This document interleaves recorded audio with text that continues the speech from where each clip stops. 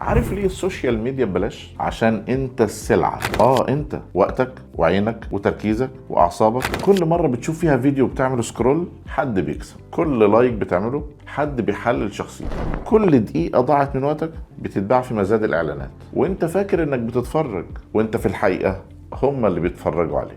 عشان كده في رمضان اللي جاي قررنا نغير شكل البرامج التقليدية. احنا مش بنقدم برنامج تلفزيوني، احنا بنقدم برنامج بيخليك تتحكم في دماغك صح. البرنامج عبارة عن 30 حلقة و30 خطوة. البرنامج مش وعظ ومش تنظير، دي خطة تسترد بيها السيادة على عقلك. ازاي تخرج من فخ الفومو، ازاي تبطل تعيش حياة الناس وتبدأ تعيش حياتك انت. تعرف تمرين الصيام الرقمي؟ ولو ما تعرفش خليني اقولك، تقدر تقفل موبايلك او برامج السوشيال ميديا ليوم كامل. طب اسبوع. اللي عمل التمرين ده اكتشف انه كان محتاج يرجع بني ادم تاني، مش مجرد يوزر. احنا مش بنقولك امسح التطبيقات ولا تعيش في كهف، احنا بنقولك امسك دراع التحكم تاني. اول حلقة لينا هتنزل اول يوم رمضان على قناتنا على اليوتيوب حل حياتك. لو فاكر ان الموضوع بسيط، استنى الحلقة الاولى من البرنامج. ادخل دلوقتي اشترك في القناة وفعل زر الجرس عشان ما تبقاش مجرد رقم جديد في الإحصائيات.